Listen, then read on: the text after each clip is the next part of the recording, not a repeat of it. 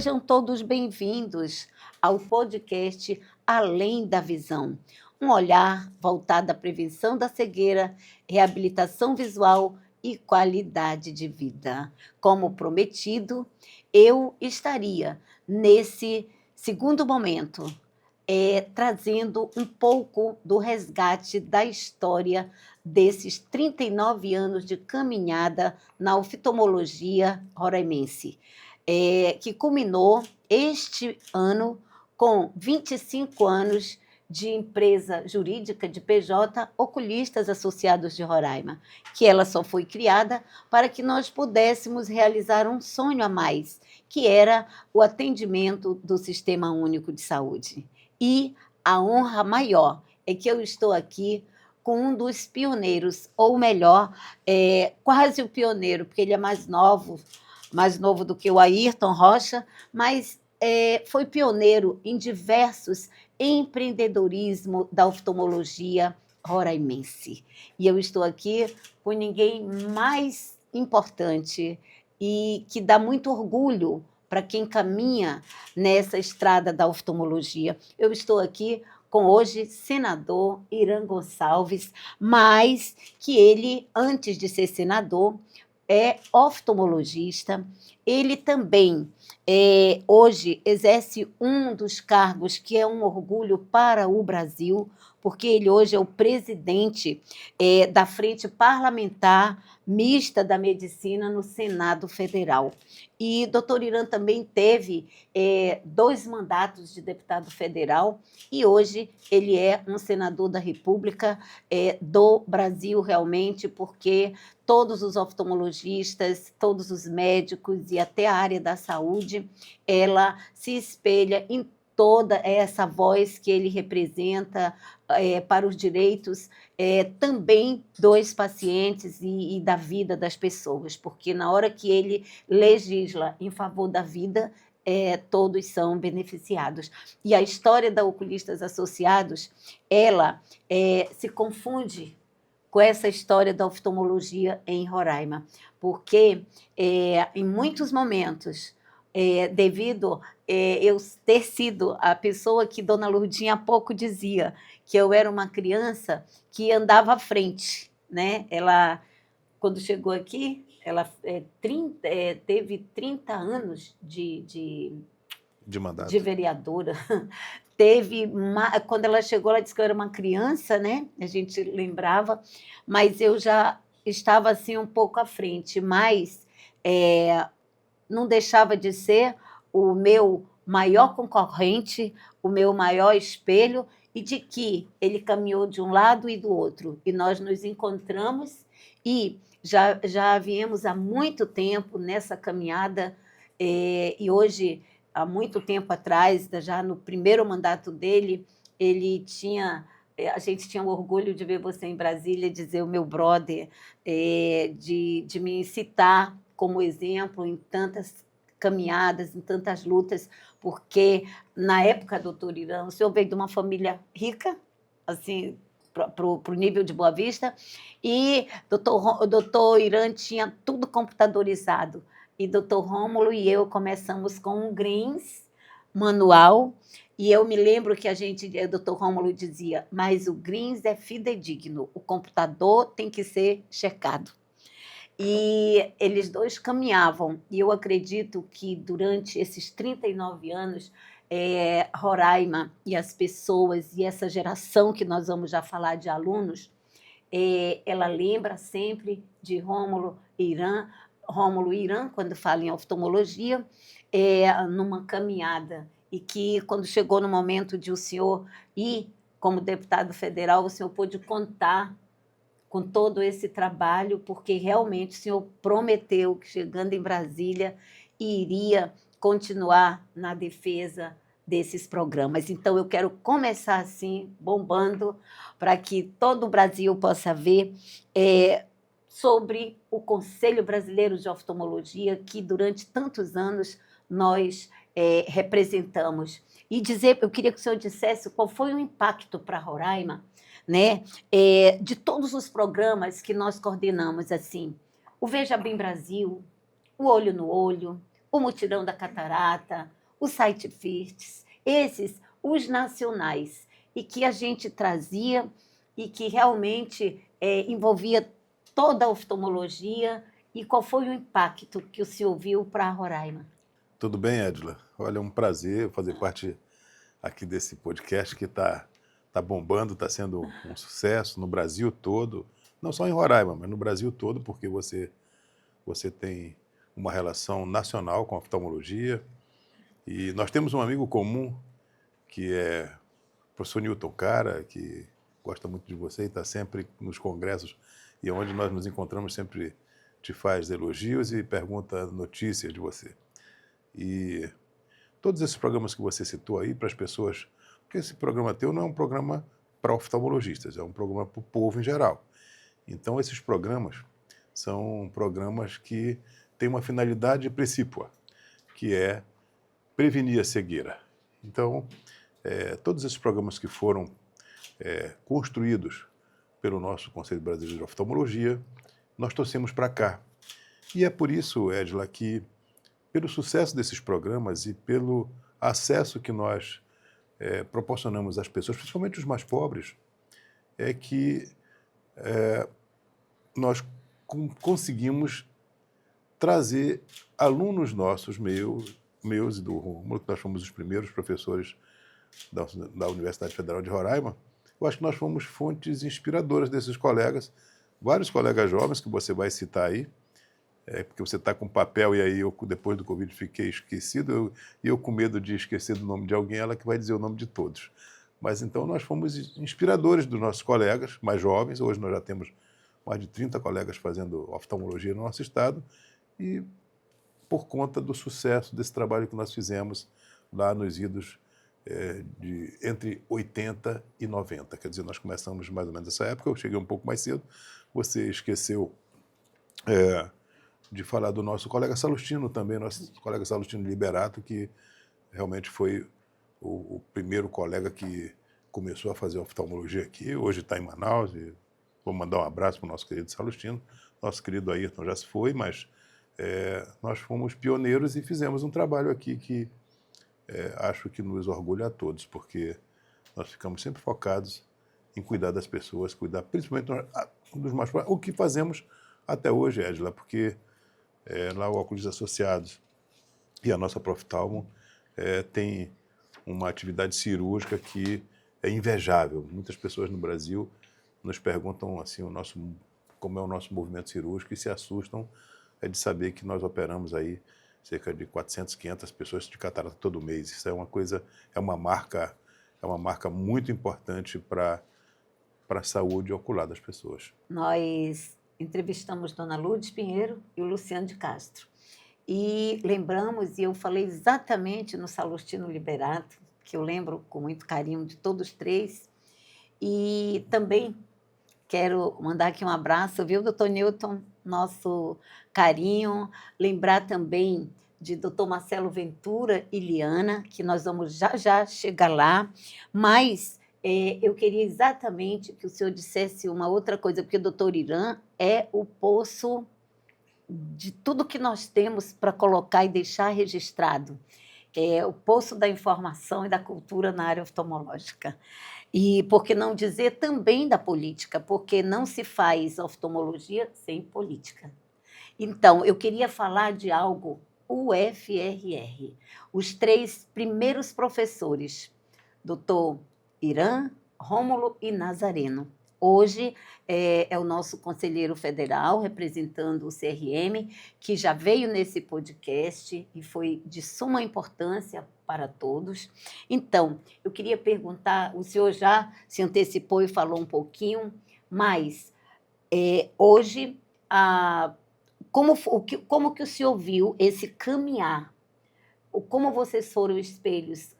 Quantos oftalmos já estão formados?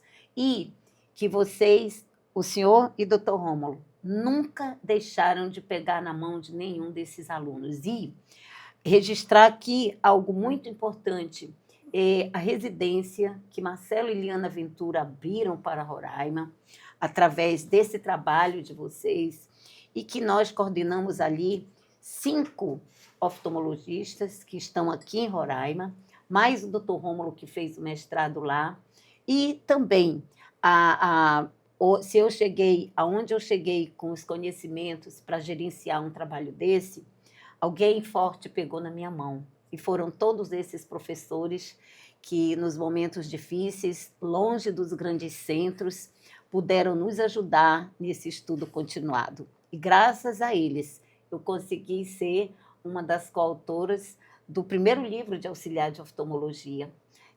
Através da Soblec, eu andei em todo o Brasil transmitindo de maneira simples, né? De maneira bem cabocla, e todo mundo entendia como é que se fazia uma adaptação e manutenção de lente de contato, respeitando o ato médico e não deixando que curiosos pudessem assumir o papel do oftalmologista. Então, doutor Irã, o senhor e o doutor Rômulo sempre foram educadores, se preocuparam com a formação de pessoas. Então, eu queria aqui que o senhor contasse o caminhar da UFRR, dos primeiros tutores, e que doutor Rômulo ficou até 4 anos atrás. Bom, eu, resgatando com bastante exatidão a história, nós fizemos o primeiro concurso, eu e o Rômulo. O Naná, eu chamo Naná, né? Naná é meu irmão, Nazareno. Naná veio depois, que é mais novo. E nós começamos a dar aula na universidade, eu e o Rômulo. O que acontece, Edla, é que quando eu cheguei aqui, quando chegava um médico em Roraima, saía no Jornal das 8, era o Edmuro Oliva, que era o nosso âncora aqui da nossa TV Roraima. E aí, quando chegava algum médico, dizia, olha, chegou hoje em Roraima o doutor Rômulo, é um profissional que veio nos ajudar aqui, atender as pessoas e tal. Aí o governador, que assistia o jornal, no outro dia ele fazia uma maneira de nos encontrar. E nos chamava lá e dizia, olha, você está aqui, ó, você está contratado aqui 40 horas para trabalhar no hospital, vai dar plantão no pronto-socorro. E ele dizia o que a gente ia fazer, a gente assinava um contrato. E o diploma, ele disse, não, depois você traz. Não precisa não, que estamos precisando, a gente sabe que você é médico mesmo, depois você traz o diploma. E assim era. Mas aquilo ali, essa relação de trabalho, era uma relação de trabalho muito frágil, porque aí, às vezes, você ia comprar ali um jornal na banca da Valcira, que era ali na esquina do meu consultório, que ali era um antro de fofoca. Quando a gente falava mal, por exemplo, de um governador, o que acontecia? No outro dia a gente perdia 20 horas, perdia 40 horas, o governador mandava cortar na hora. Falou mal de mim, corta. E eu, preocupado com isso, eu disse, isso não vai dar certo. Aí eu fiz um concurso para o INAMPS, em 1982. E passei nesse concurso, tinham 2 vagas para o Amazonas, passamos eu e o Otaviano Dutra, nosso amigo, seu amigo também, e eu consegui trazer essa vaga para cá. E uma coisa que também eu nunca imaginei ser na minha vida, surgiu aqui em 84 um concurso para médico legista. E aí eu fiz um concurso. Meu Deus do céu, o que eu vou me meter com medicina legal? Terminou, que eu passei 25 anos trabalhando no IML. Muita gente não sabe nem que eu sou médico legista, mas eu trabalhei esses 25 anos lá, me aposentei, e veja bem, Deus me pegou uma boa peça, que o meu melhor salário de aposentado é o salário de médico legista. Então, eu consegui esses dois vínculos, que eram vínculos federais, porque o território era federal e o outro, do INAMPS, já era federal, né? Quando eu fiz o concurso da universidade, eu achei que eu podia acumular mais no emprego. E aí, passamos no concurso, eu me lembro que, eu acho que, naquela época, se não me engano, o nosso salário da universidade era de R$380, R$400, mais ou menos. Era isso mesmo, não se assustem, não. E a chefe do setor de pessoal um dia me ligou, estava dando aula, e disse, olha, o senhor vai optar por que salário? O seu salário de legista, o seu salário de médico do Ministério da Saúde ou da universidade? Eu digo, quanto é o da universidade? É esse valor aí. Eu digo, não, eu vou continuar dando aula há um tempo, mas eu quero ser colaborador, porque eu não podia receber, porque dava uma acumulação indevida de cargos, né? Então, eu fiquei dando aula sem receber, eu nunca recebi um tostão da universidade. E aí, no decorrer do tempo, eu terminei me afastando da universidade.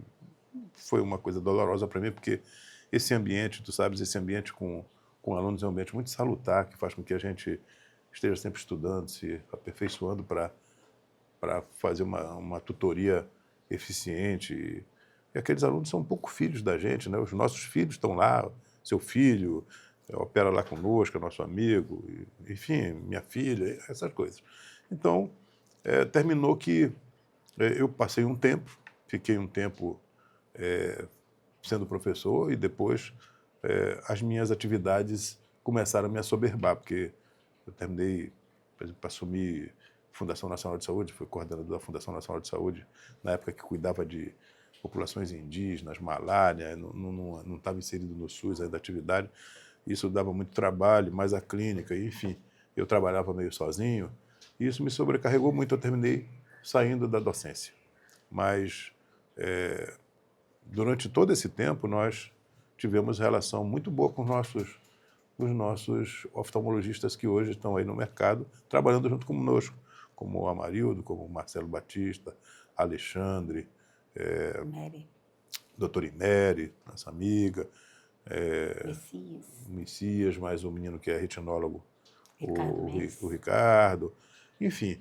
Então, eles todos foram assim, eu acho que eles, de certa forma, foram influenciados pelo trabalho que nós fizemos, que foi um trabalho que é um trabalho bem sucedido, tanto é que até hoje nós continuamos fazendo esse trabalho, você já estendendo a sua atividade para outros municípios, dando mais acesso às pessoas que eventualmente não têm condição de vir à cidade. A gente também, às vezes, faz alguma atividade itinerante, mais uma atividade móvel, com carreta, enfim. E eu acho que isso tudo inspira as pessoas, sabe, Edila? Então, isso gera aí um reconhecimento das pessoas, dos nossos colegas. Felizmente, aqui, nós temos uma relação muito boa entre os colegas, mesmo com os novos, e eu espero que esse trabalho que nós fizemos continue sendo fonte de inspiração para que os colegas continuem a levar oftalmologia de qualidade aos nossos roraimenses, aonde quer que eles estejam. Professores colaboradores, eles foram porque nem Rômulo e nem Irã podiam receber mais um salário. Doutor Rômulo, então, se preparou, fez o mestrado na Fundação Altino Ventura e na Escola Paulista de Medicina e volta, né, ininterruptamente, ele volta e faz o concurso para mestre. Então, foi nesse contrato de mestre que ele optou ganhando bem menos do que na prefeitura, que ele também era concursado. Então, doutor Rômulo fez concurso, onde médico via o doutor Rômulo sentado e dizia, puxa vida, ali vai ter uma vaga que uma vaga que não é nossa. Então, doutor Rômulo, por isso que você é uma peça fundamental nesse nosso resgate, porque você conhece essa história. Ele fez concurso para o município de Boa Vista e passou. Ele fez o concurso para o estado depois, né? E daí ele passou e na universidade. Porém, ele, quando optou, ficou só com as 2 vagas. Por quê? Ele pediu para sair de tudo e fez o concurso também do INSS. E ele foi perito do INSS, mas ele pediu para sair para não dar acúmulo. Então, quando ele chegou a hora da Páscoa dele, há 4 anos atrás, ele foi aposentado no leito do hospital. Ele era também professor da UFRR por uma vocação de servir e de ajudar. Então, ele começou com você como colaborador e depois ele entrou como mestre e ficou até o final. E nesse período, doutor Rômulo, ele ficou, acho que com as 25 primeiras turmas, ele deu aula em todas, foi nome de duas turmas, mas nesse período, nós, em todos os trabalhos sociais que fazíamos, você sempre participava junto, porque realmente a gente fazia de tudo para que fosse o coletivo. Não tinha assim, ele não tinha pretensões políticas partidárias, então o objetivo mesmo era esse. Mas olha, eu também não tinha, viu? Eu também não tinha, não, porque... Bom, a conversa é informal aqui, eu estou te interrompendo, porque coloque isso na crédito da nossa amizade. É que Tu sabes que, um tempo, eu fui presidente do conselho durante 2 mandatos e depois, não sei lá por quê, um dia a nossa Unicred, que agora é o Cicobi, estava pré-falimentar e fizeram uma, uma, como é que chama, uma assembleia e os resultados eram muito ruins. E disseram, eu acho que aí disseram assim, não, vamos colocar o Irã aí. E eu chamei 2 colegas, eu chamei lá, na época, chamei o Chicola, nosso colega Chicola, chamei também o nosso colega Calil para trabalharem lá conosco. E eu falei para eles assim, olha, vamos fazer o seguinte, como está ruim, a gente vai abrir mão do nosso salário 1 ano aqui para ver se o negócio começa a funcionar. E começou a funcionar. Hoje o nosso Cicobi, que está sendo presidido pelo nosso querido Bazan, cresceu muito e tal. E eu não entendia nada, Edila, de negócio de gestão financeira. Nada, nada. Aliás, nem em casa eu entendo, porque quem cuida do meu dinheiro lá é minha mulher. Então, eu só segui aqueles manuais ali do Sisbacen e tudo, e terminou que foi crescendo. Então, a pessoa diz, por que você não se candidata, não sei o quê. E terminou que eu fui para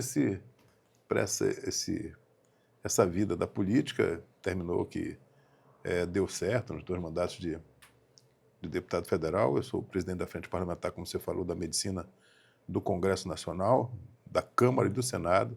São 246 membros.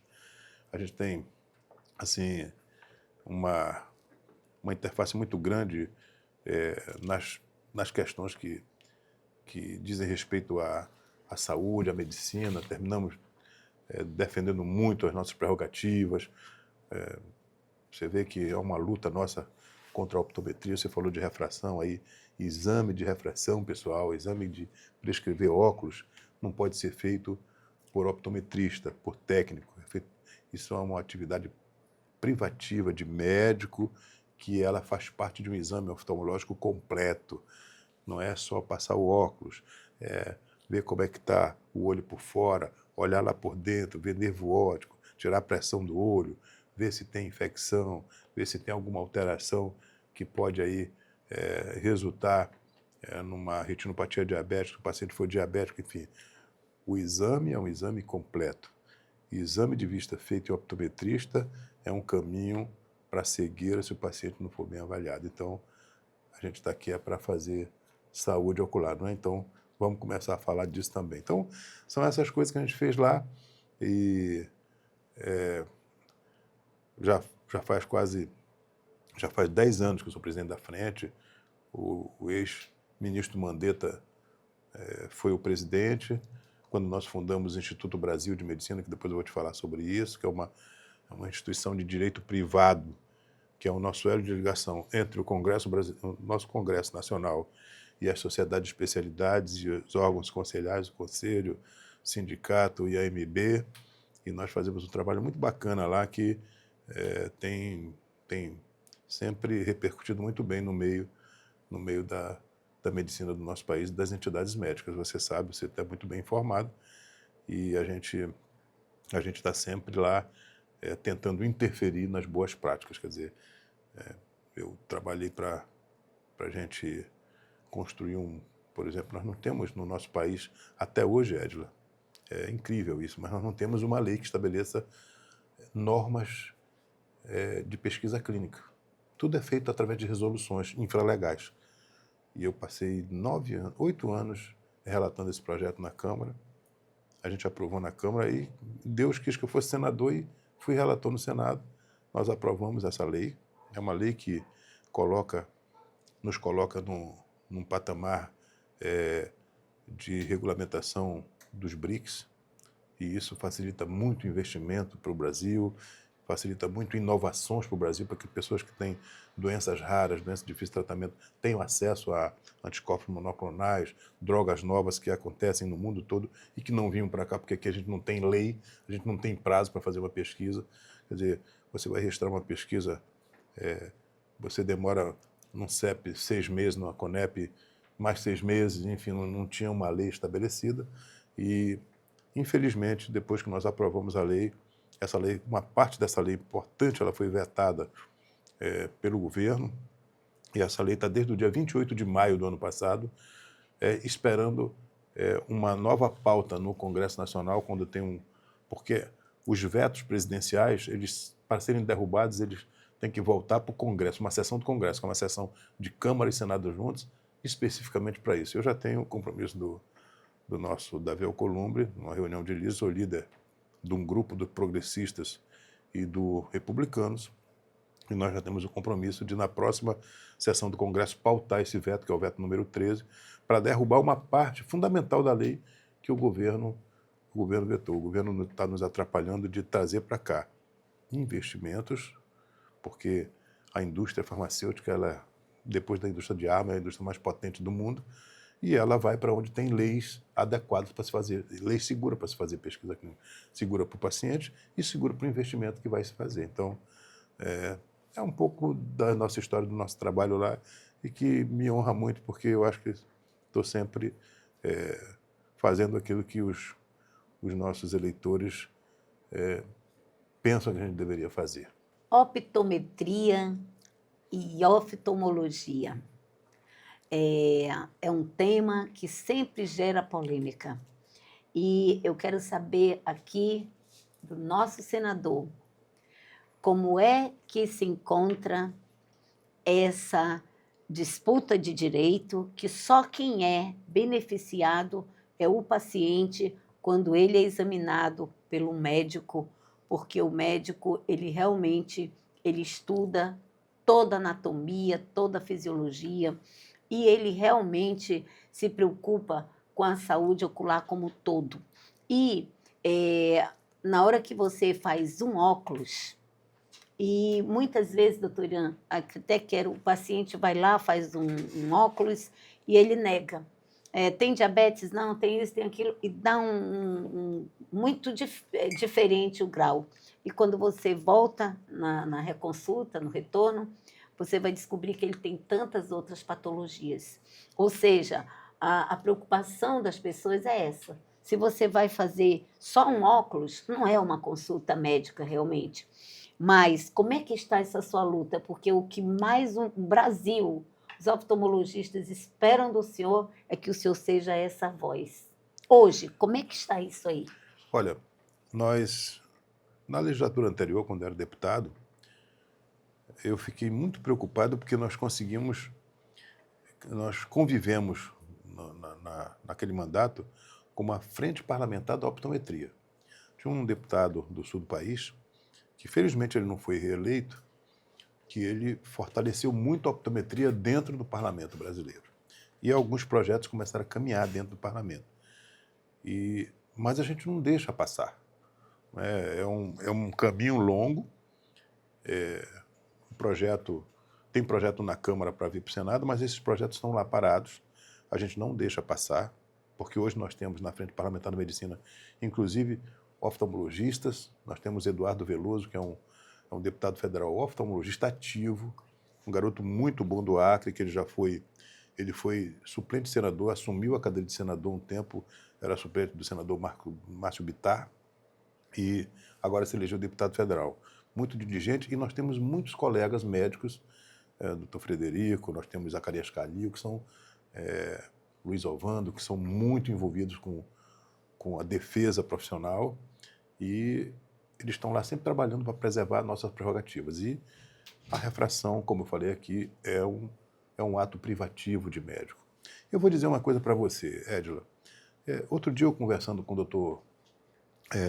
doutor Marco Ávila, que você conhece, sobre essa questão. Eu acho que no futuro, Edila, nós vamos ter o optometrista dentro das nossas clínicas. Sabe como? Eu acho que o optometrista ele vai terminar trabalhando conosco, com os médicos. Quer dizer, hoje alguns exames que alguns técnicos fazem nas nossas clínicas, eles serão feitos pelos optometristas, sob nossa supervisão. Eu acho que isso vai ser o futuro. Porque o que acontece?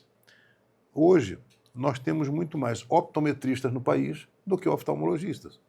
Porque a gente não consegue, assim como a gente não consegue frear a proliferação desenfreada de escolas médicas, formando péssimos médicos, a gente não consegue cercear o direito ao conhecimento, que é um princípio da universidade. A universidade cria curso do que ela quiser. E aí os cursos não param. Eu vou te dar um exemplo aqui. Nós temos uma luta lá contra autorizar acupuntura para quem não é médico. A acupuntura é uma das 55 especialidades médicas.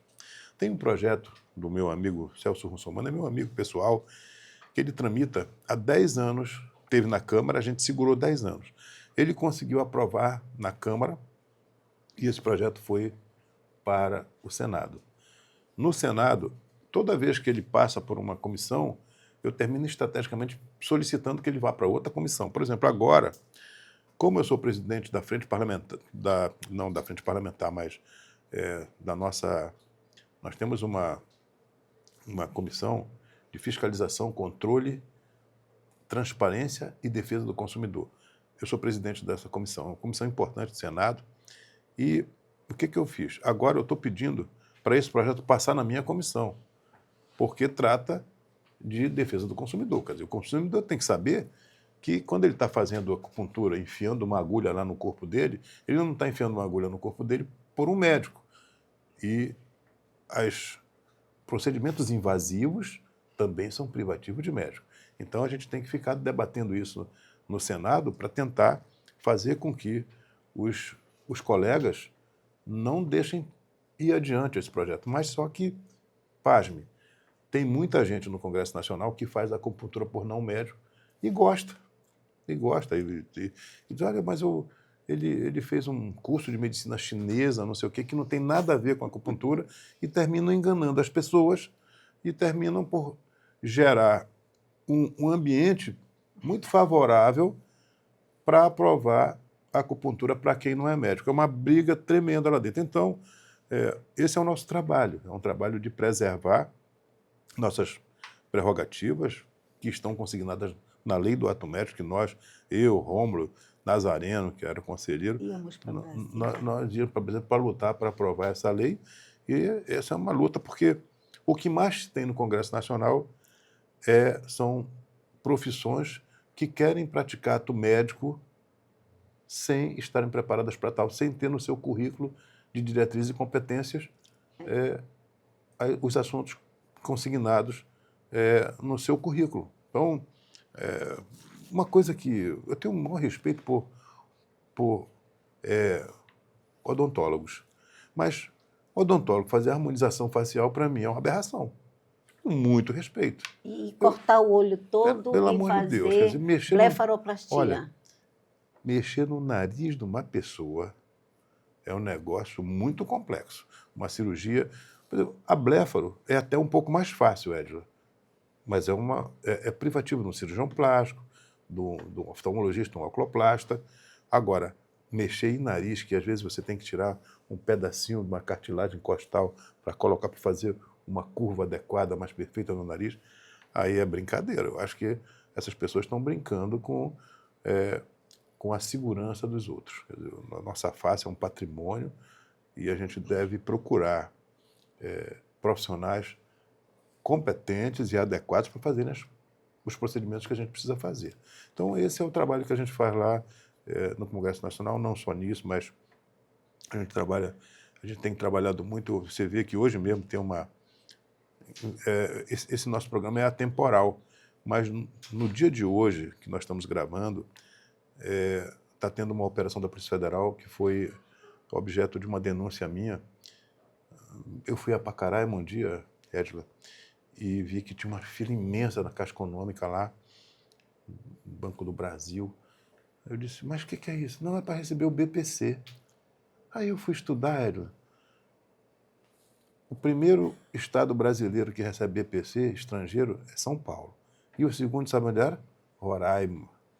E aí eu fui à Polícia Federal aqui, fiz uma denúncia, a Veja publicou essa denúncia, e a revista Veja, inclusive, traz uma matéria também hoje sobre essa operação, e muitos foram busca e apreensão em vários escritórios de advocacia que estimulavam pessoas a virem da Venezuela, velhinhos, com mais de 60 anos, pessoas com alguma discapacidade, traziam para cá, se registravam no INSS, pegavam a carteirinha no BPC, eles levavam de volta e essas pessoas ficavam recebendo esses benefícios aqui.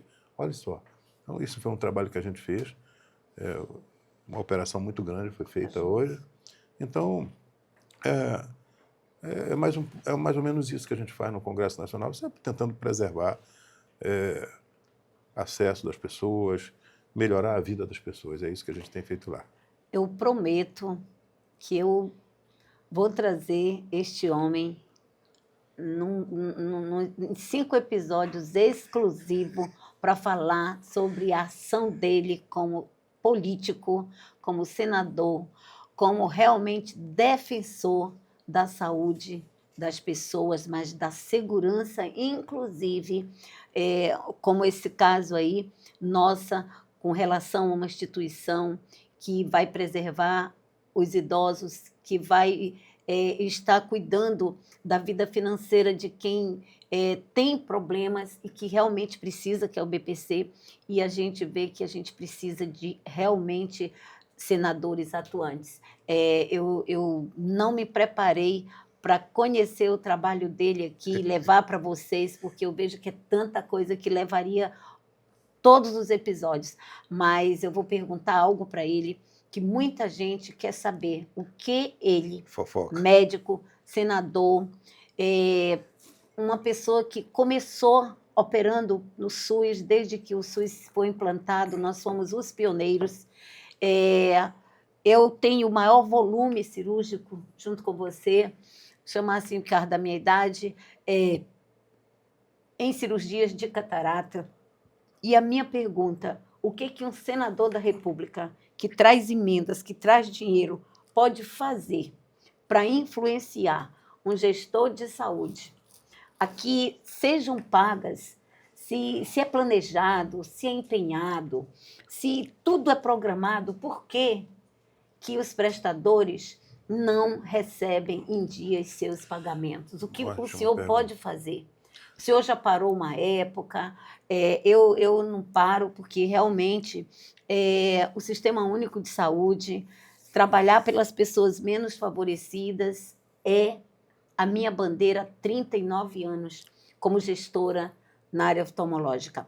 E, inclusive, há não sei quantos mandatos, 4 anos, 12 anos atrás, eu nunca subi em palanque de ninguém, mas eu subi porque nós tínhamos uma esperança de que realmente tivéssemos um porta-voz para que a gente pudesse receber o dinheiro do Sistema Único de Saúde em dias, porque é uma verba federal, senador. Ela vem, ela chega. O que é que acontece? O que o senhor pode fazer para que esses trabalhos não parem?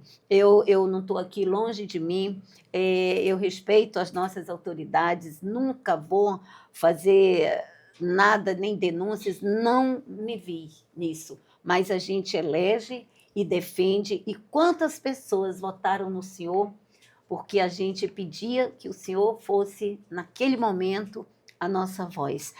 Eu me lembro da minha mãe, né, 95 anos, Minha fã. Ela dizia, no primeiro mandato, agora todo mundo vai se operar, não vai mais parar as cirurgias do SUS e vocês vão receber.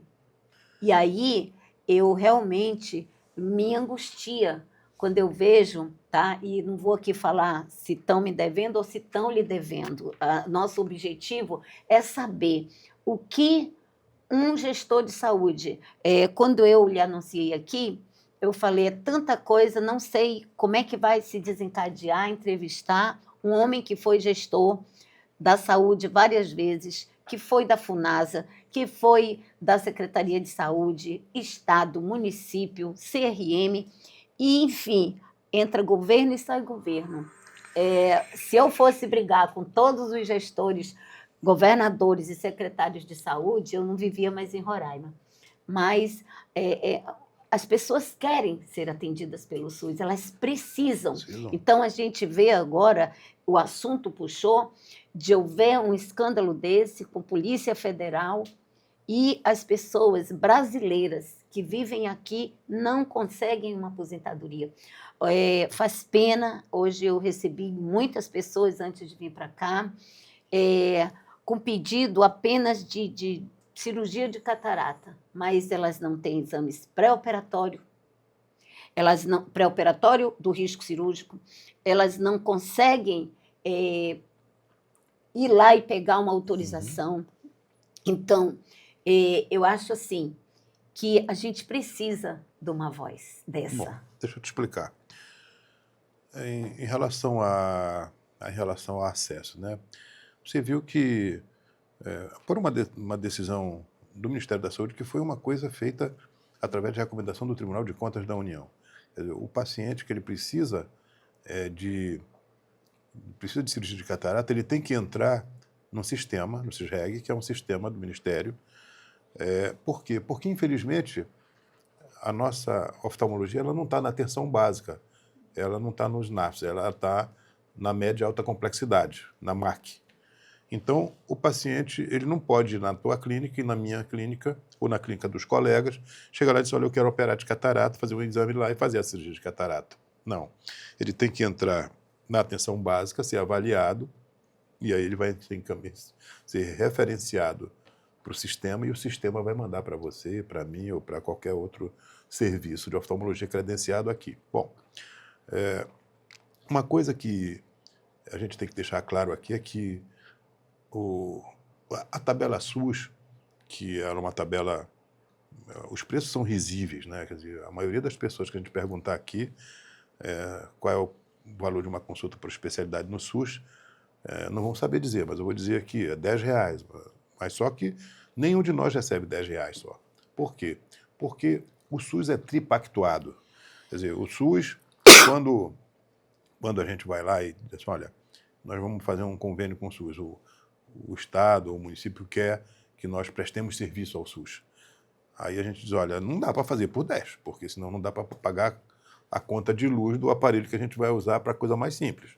Aí há uma pactuação no Conselho de Saúde do Estado, e aí o recurso federal é utilizado para pagar uma parte e recurso estadual para outra parte.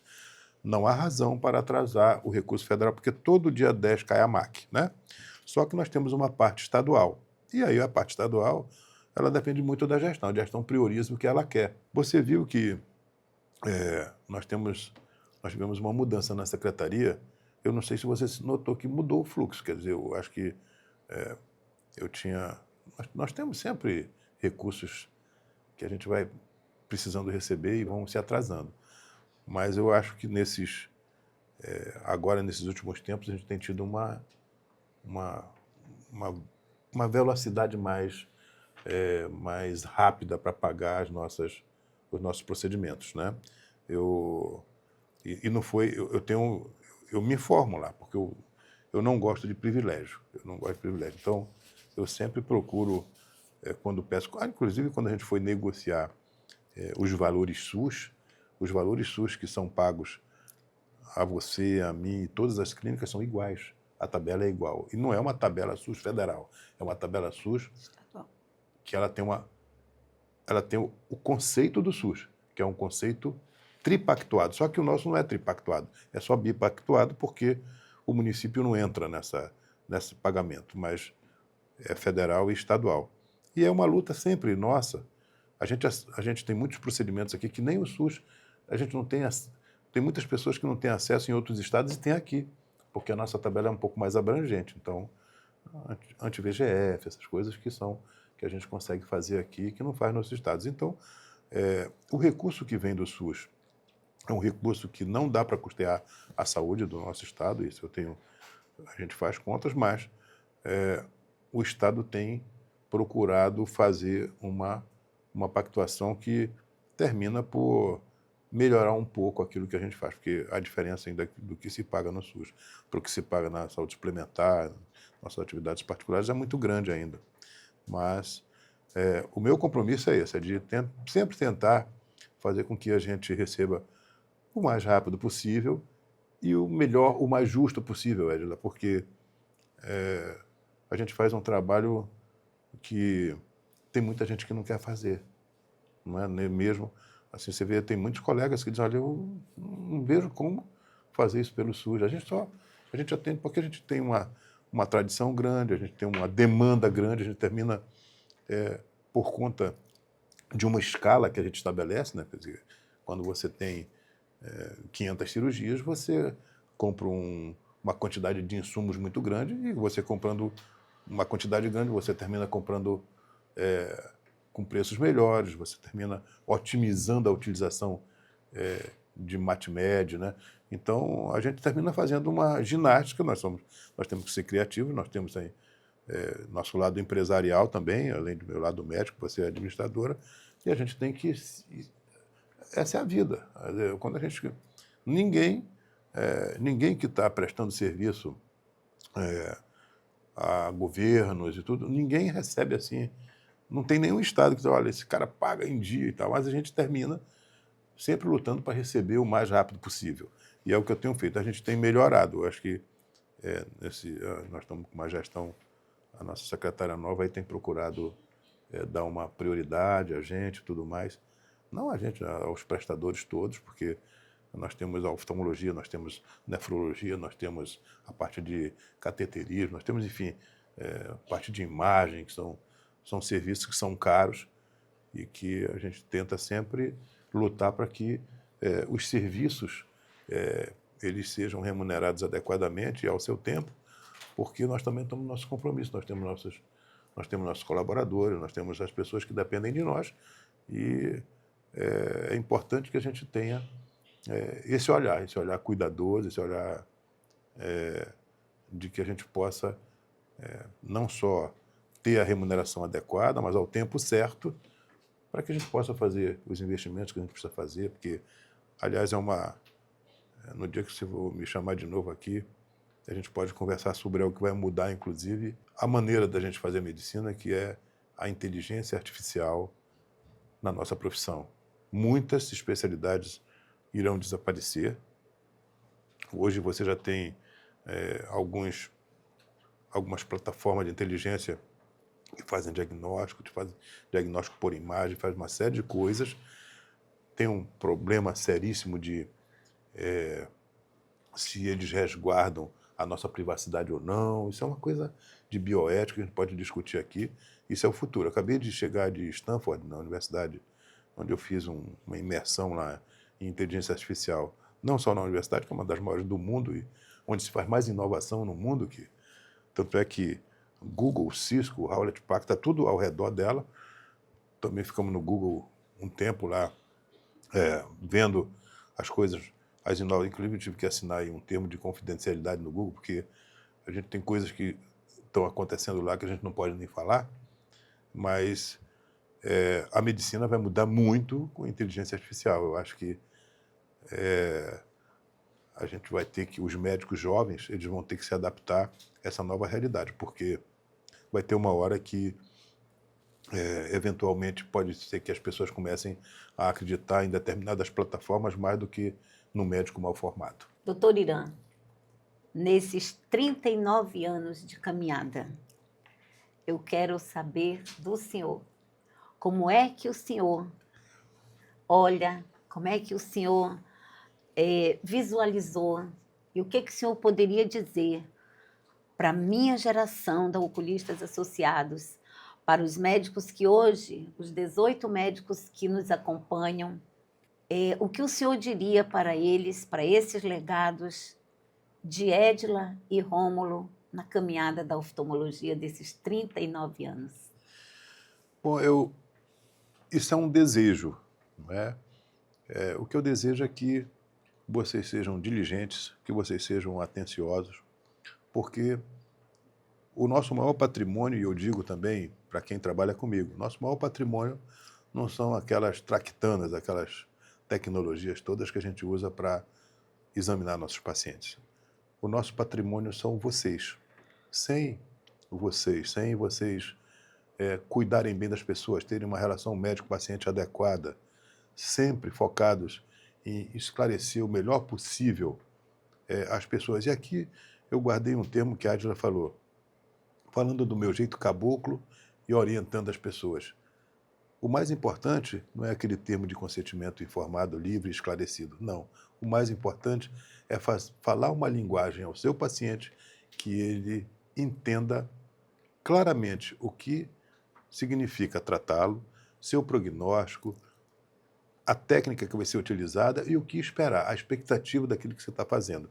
Se vocês fizerem isso com todos os seus pacientes, o sucesso da oncologia associada vai continuar aí ao longo do tempo e eu espero que cresça cada vez mais. É isso que eu desejo. E eu quero lhe fazer a pergunta mais direta. Qual foi a importância que eu e Rômulo tivemos nessa caminhada da oftalmologia que o senhor foi o líder? Não fui líder. Nós inclusive, tivemos aí nós tivemos uma concorrência salutar. O fato de nós tentarmos sempre ocupar o nosso espaço na oftalmologia, termos cada vez mais clientes, termos uma avaliação cada vez melhor das pessoas, isso nos impulsionou para frente. Quer dizer, isso foi benéfico, porque eu te confesso que teve uma época que eu fiquei sozinho aqui. O Salustino foi embora, o Ayrton faleceu, assim, o Ayrton não fazia tanta oftalmologia quanto nós, não operava tanto quanto nós, então aquilo me acomodou um pouco. Quando começou o oculista a desenvolver, eu tive que desenvolver também, porque senão ia ficar para trás.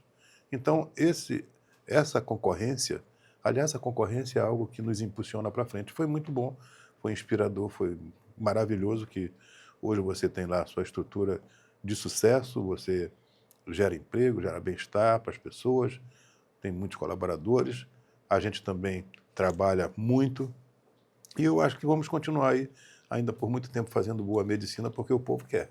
Gente, a entrevista com Irã Gonçalves só sobre inteligência artificial, sobre os projetos em andamento em defesa de toda a área da saúde. Eu não digo nem só do médico, mas ele defende o ser humano. Gera vários podcasts. Então, aqui, continuem ligados, continuem nos assistindo, cliquem aí, deixem as perguntas, que todas as perguntas que vocês fizerem para ele, eu prometo, nós vamos responder.